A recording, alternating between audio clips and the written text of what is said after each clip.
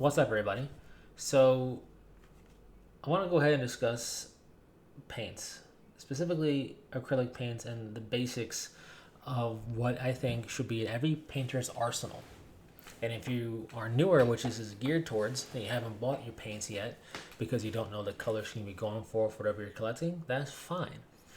These are paints I recommend in addition to whatever you will eventually need for your color scheme. So you could even go out and purchase some of these, to prep if you wanted to.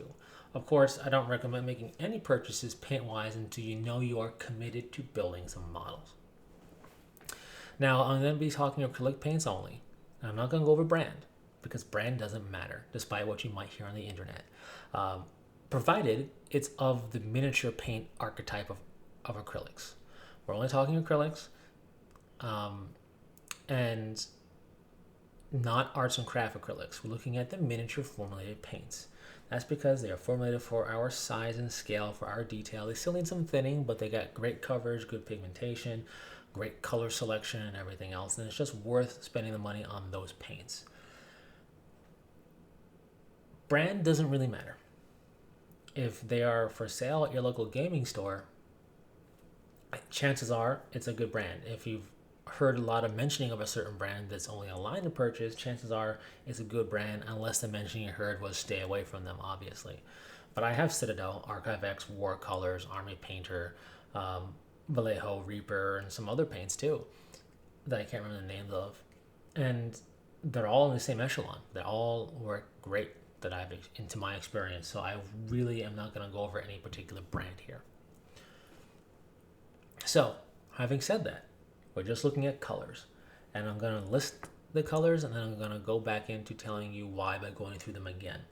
Now, this is going to be 12 total different things. 10 paints, 2 washes. It sounds like a lot. But honestly, at the very least, 3 of these are going to be things you're picking up anyway to paint with. If not 4 or potentially more. And this is in addition, yes, to what you're going to need for your coloration. But the secret about paints is that you're going to have a lot. Ask any hobbyist, and if they're being truthful, chances are they're going to say, yeah, I ended up having a lot more paint than I thought I would. It's just the way of things.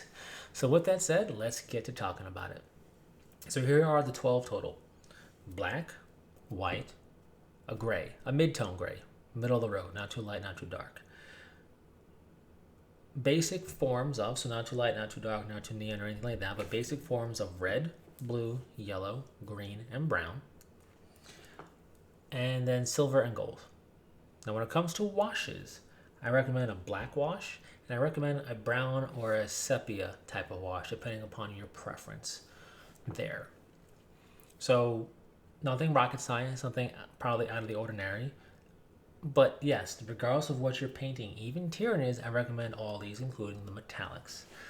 You never know what's going to be basing detail for Tyranids or what you're going to try and do and achieve where metallics might be useful. How, you might be asking? Well, a metallic base for the carapace of a Tyranid that you then do successive washes over can look very beetle-like. Anyways, so let's go back through and discuss these paints a little bit. Black, white, and gray are your traditional go-to colors for base coats and undercoats for things, right? White is for vibrant, bold colors, right? And bright colors like a red or a yellow. You don't want to have them. You don't want a million coats of those over a dark base, so you put them over a white or a light gray. Gray is a workhorse. Gray can do light and dark colors depending upon what you're going for and how you feel about it. Black, same use. Black is for dark versions of those colors. Black is also for metallics. In fact, if you're going to have metallics and you're painting up, let's say, Blood Angels or Imperial Fists, and you're doing the main armor color first, neaten up the metallic areas with black and then do the metallic over that. They look better on a black base. But black, white, gray, that's your workhorse base coats, undercoats. Chances are you're going to want one to all of those when you're picking your color scheme. So that's handled right there. The blue, red, yellow, and green These are great colors, right? Obviously, color wheel, color theory stuff can help you a lot here. And to that effect, I want to touch upon mixing paints. If you know you're going to need a certain color, buy it, right? If you're going to be playing Hawklords, which are purple armor for their main color, don't just take the red and blue and constantly mix it to make purple. Buy purple paint. Now, if for some unforeseen reason the color you're going for or specific hue you're going for just isn't available from the brands you can get access to, and you don't think you'd ever find the correct shade or hue, but you know you can mix it through experimentation, then once you figure out the recipe, make a big batch of it. But that's an extreme one-off case, probably not going to be happening for most all collectors. And chances are you probably will find it anyway in the paints. So anyways, just wanted to touch upon that. But red, blue, yellow, green, those will do great for wax, wax seals. They'll do great for doing detail bits like helmet lenses or other type of lenses for sensors, or headlight stuff, spotlight type lenses. They'll do great for doing things like radar screens and other type of like visual screens, like on a scanner or anything like that. They can be used for picking out explosives and whatever else. I think they use green on example models for from GW for like frag grenades. You can mimic that if you wanted to. They'll do great for other detail bits. Look at anything that has a heavy weapon that has cabling, especially from the Imperium. You're going to see if it has multiple cables, one of those cables tends to be picked out in a color, while another will be picked out in metallic. It adds an extra bit of interest for your eye, right? And an extra bit of pop to the model. These colors can do all that. These colors can do some cloth tones, of course. Whatever bit of extra MacGuffin stuff you have on your model for detail to pick out, these colors can do. So, as well as plenty of others can too. And if you are going to have a one-off kind of arcane sigil or techie bit, you can mix up the colors to do that one-off thing to add extra visual pop to your model. They'll also do great for doing like energy effects, liquid effects in a vial, or anything like that.